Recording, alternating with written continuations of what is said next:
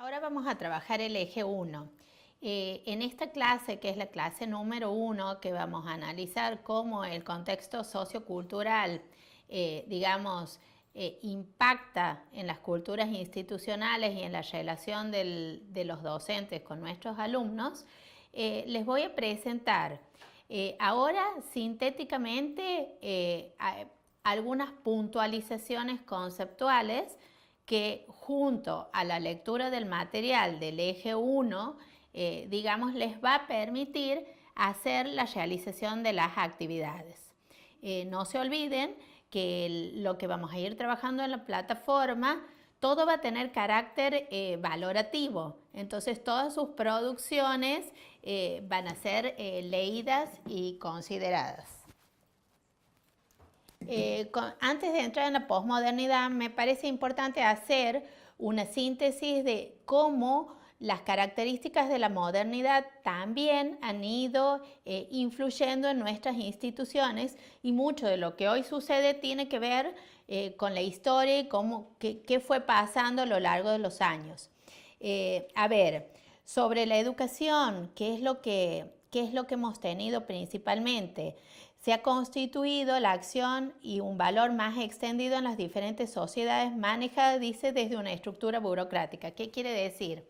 La institución escuela para la modernidad era considerada como la institución donde se daba determinada cantidad de saber. Estaban consideradas y, reconocidas como el lugar apto para manejar todo tipo de conocimientos. Esta idea y este lugar tan privilegiado de las instituciones a lo largo de los años, ha ido decayendo este lugar tan privilegiado que tenían las instituciones. Las instituciones educativas eran, portadoras de una cultura particular propia, ¿sí? Por lo cual todos los contenidos que se manejaban en las instituciones educativas eran privativos solo de la escuela. En ninguna otra institución podríamos decir, trabajar este tipo de contenidos. Hoy la escuela está abierta a otras situaciones y se trabajan también otros contenidos que por lo general solemos llamar como transversales, que tienen que ver con la articulación con todas las cuestiones, podríamos decir, de la realidad de los alumnos.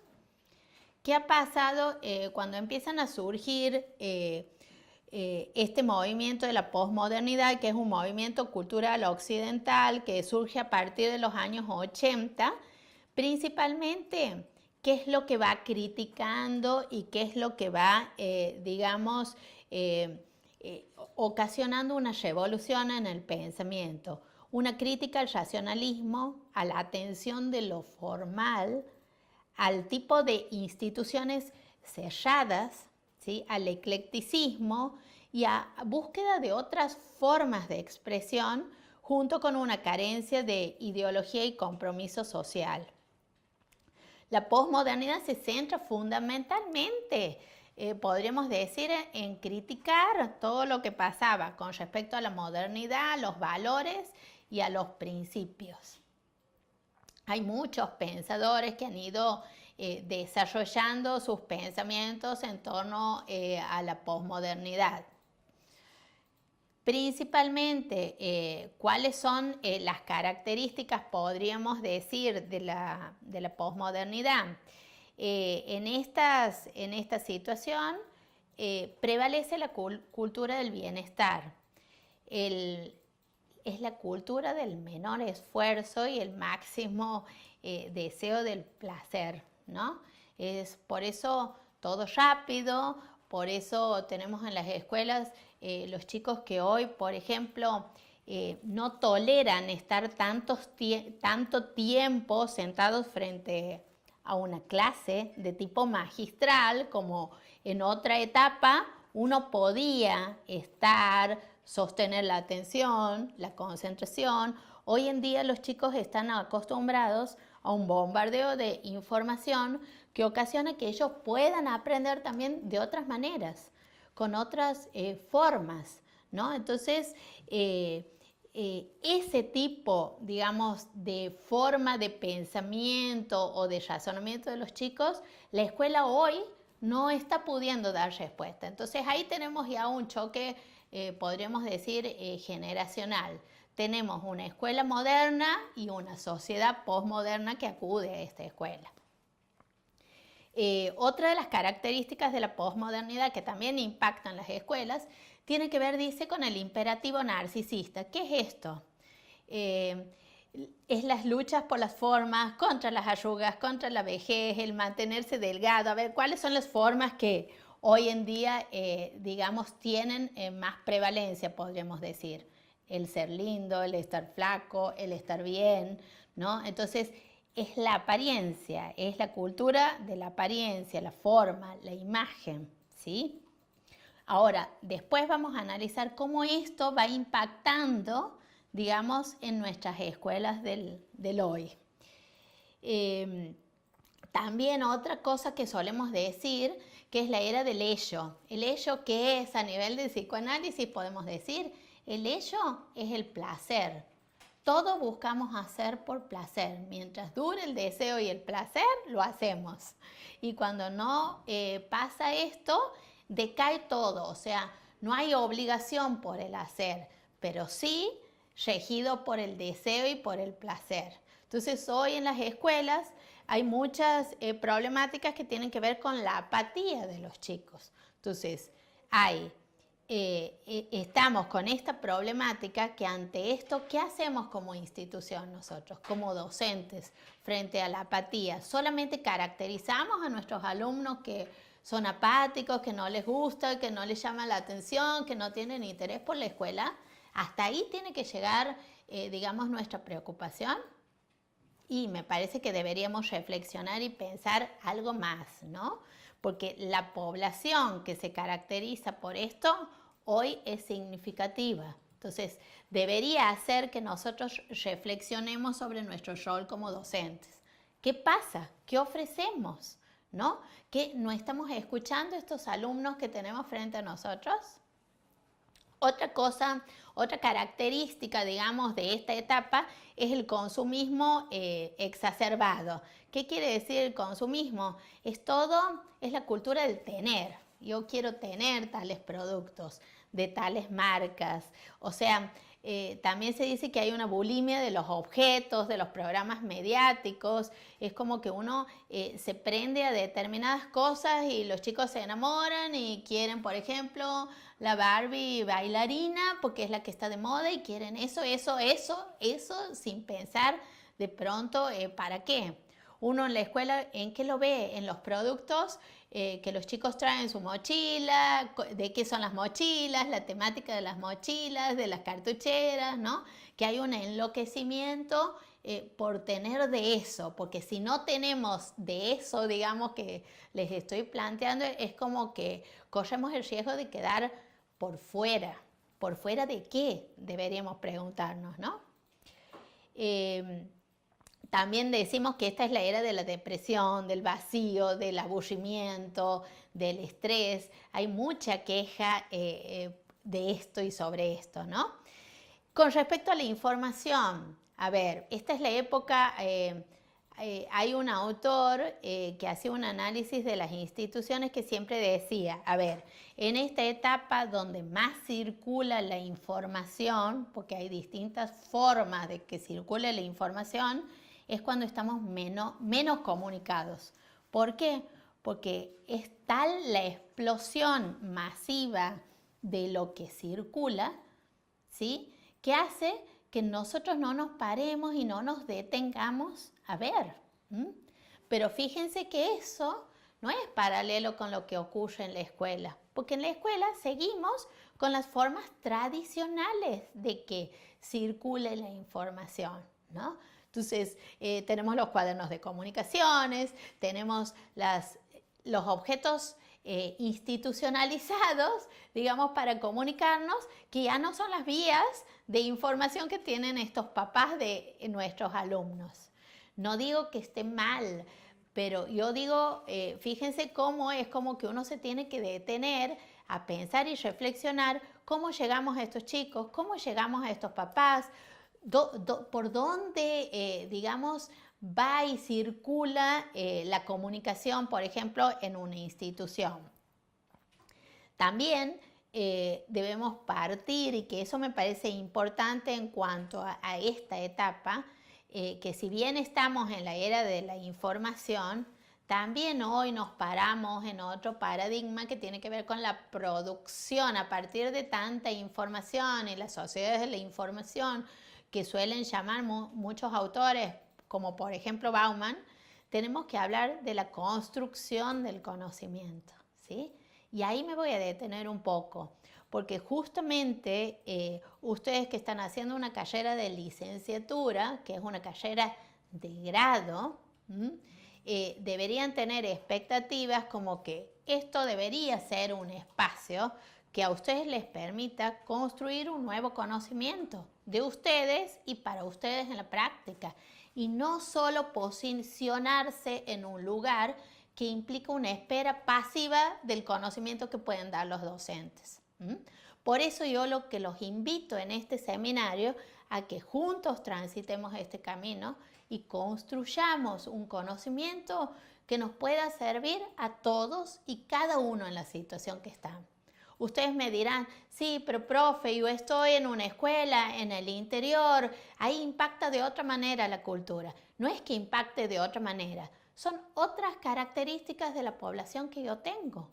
Por lo tanto, yo debo tener en cuenta las características de este otro que tengo al frente mío para en función de eso poder establecer una comunicación didáctica que sería la que tengo que tener con mis alumnos. Esta también es una etapa, se dice, que es la época de lo descartable, ¿no? Todo es eliminable, todo es desechable, ¿no? Lo uso, me sirve un momento y después lo descarto. Eso también es importante tener en cuenta con respecto a que, por ejemplo, cuando uno trabaja determinados contenidos en la escuela, cuando hemos sido formados nosotros, a nosotros nos han brindado nuestros docentes como que el conocimiento era eso que nos enseñaba el profe, esa era la palabra santa y eso era todo. Hoy no, permanentemente estamos frente a chicos que nos están cuestionando lo que nosotros decimos y muchas veces, en muchas situaciones, nos ponen frente a al hecho de decir, sí, capaz que tengas razón, es otra forma de analizar y de ver el planteo de la situación.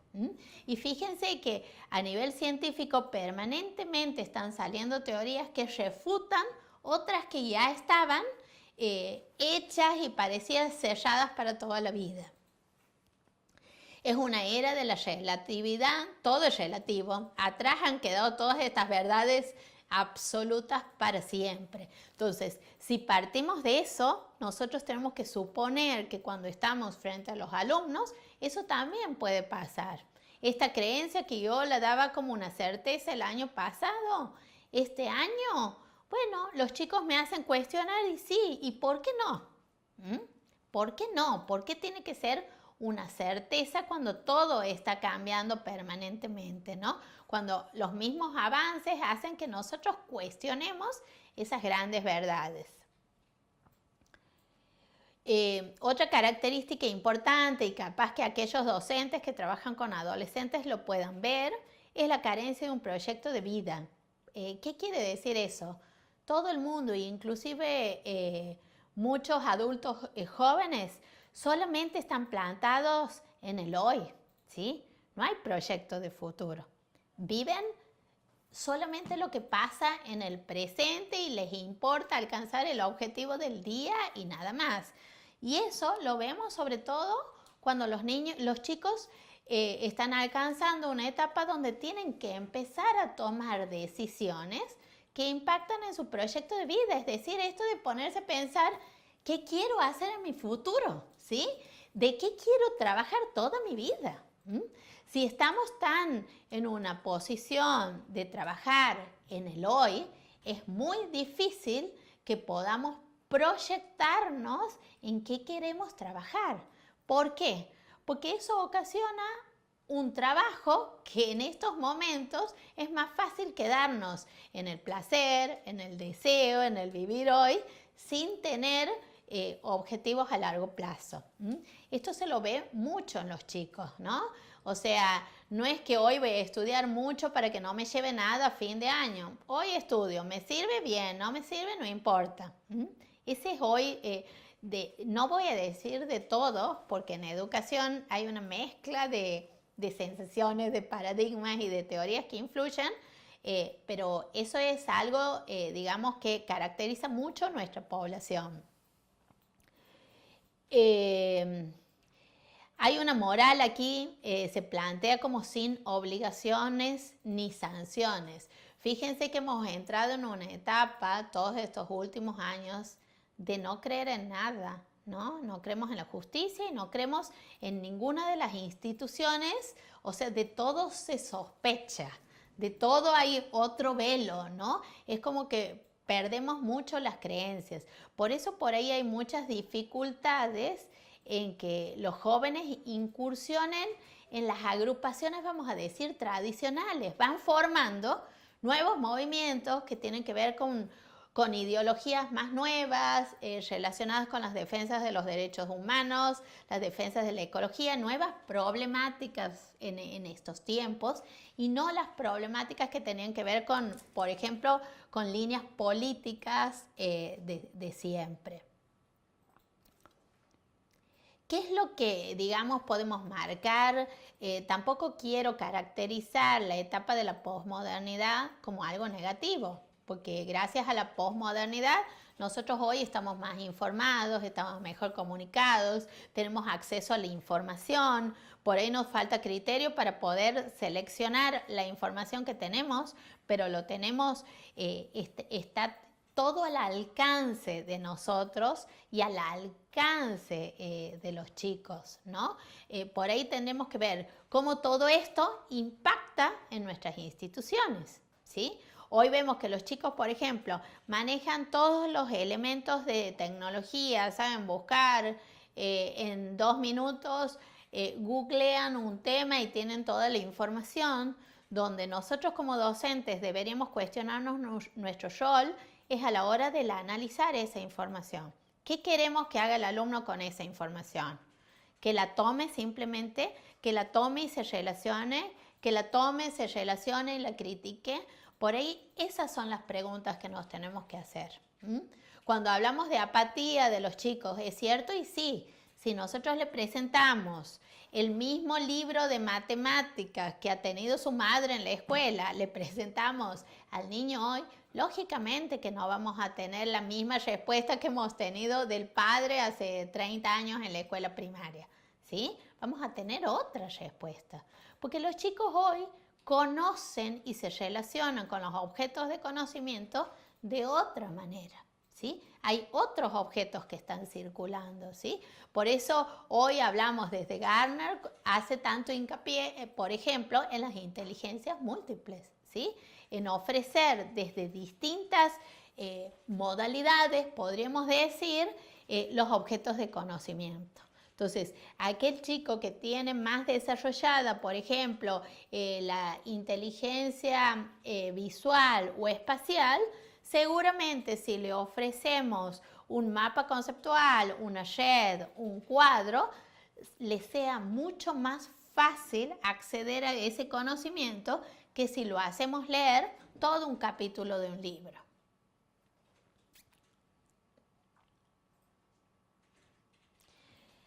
Creo que el punto de analizar qué nos está pasando con todas estas cuestiones de la posmodernidad y las secuelas de la posmodernidad es una discusión que merece que la hagamos hacia el interior de nuestra institución, pero no para analizar fríamente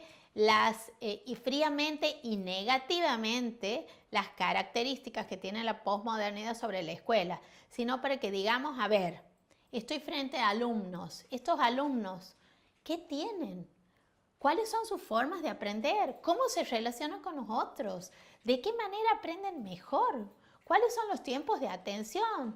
Todo eso obliga a que yo como docente no solamente pueda mirar a estos alumnos, sino yo me pueda cuestionar cómo trabajo con el conocimiento, qué relación tiene.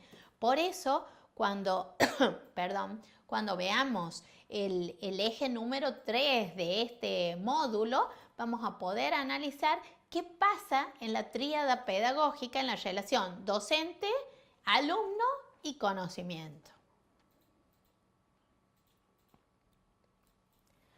Entonces, cuando pensemos en estas características de la posmodernidad, vamos a pensar en el rol del docente, pero a ver también qué le pasa a la institución, ¿sí?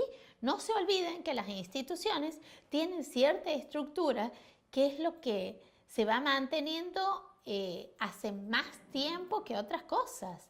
El docente se ha ido perfeccionando, ha ido conociendo de otras maneras, se va formando permanentemente, pero la institución escuela tiene una estructura de formalidad que la conserva desde sus orígenes, ¿no? Y seguramente eso, y ahí es donde nosotros deberíamos apuntar, digamos, para producir un cambio verdadero.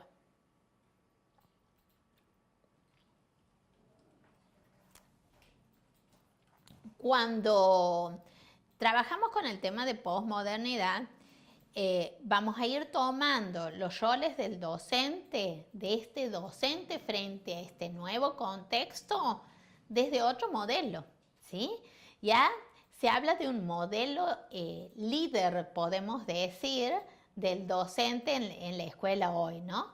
Un modelo, dice, de un líder transformacional en el sentido de una atención individualizada, que esto, a ver, no quiere decir que un docente va a tener en cuenta la necesidad y la característica de cada alumno, pero sí va a tener una mirada sobre sus alumnos. No es que enseño de la misma manera para todos. Yo tengo que tener como docente una mirada y considerar el proceso de cada uno de mis alumnos, ¿sí? Entonces, seguramente si yo lo miro y lo considero a cada uno como un ser individual, ¿sí? Voy a poder reconocer el proceso de aprendizaje que cada uno va haciendo.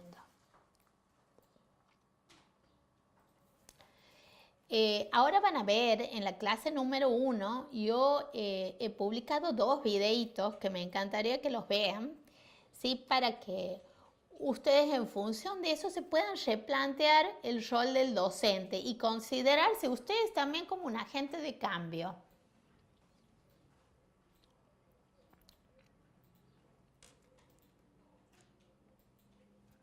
Algo sobre lo que no había hecho hincapié y me parece importante, tiene que ver con que si bien el rol del docente debemos modificar, vamos a partir de un sujeto considerado de otra manera.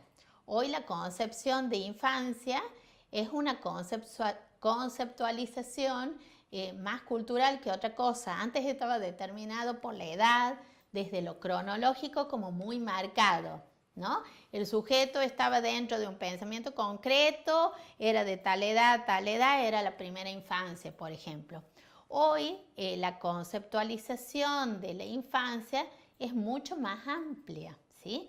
Porque también el medio potencia determinadas conductas y potencia el nivel de pensamiento y hace que en muchos casos se desarrollen otro tipo de conductas. Entonces no podemos cerrar a una etapa cronológica como que sería la infancia, por ejemplo, desde los 2 hasta los 12 años, ¿sí? No lo podemos cerrar en una etapa, digamos, de cronología. Hay una concepción mucho más moderna del término infante, ¿no? Que tiene que ver más con el lugar social que adquiere. No se olviden que hay culturas donde el niño, el infante, digamos, ya trabaja y adquiere otro tipo de responsabilidades, ¿no?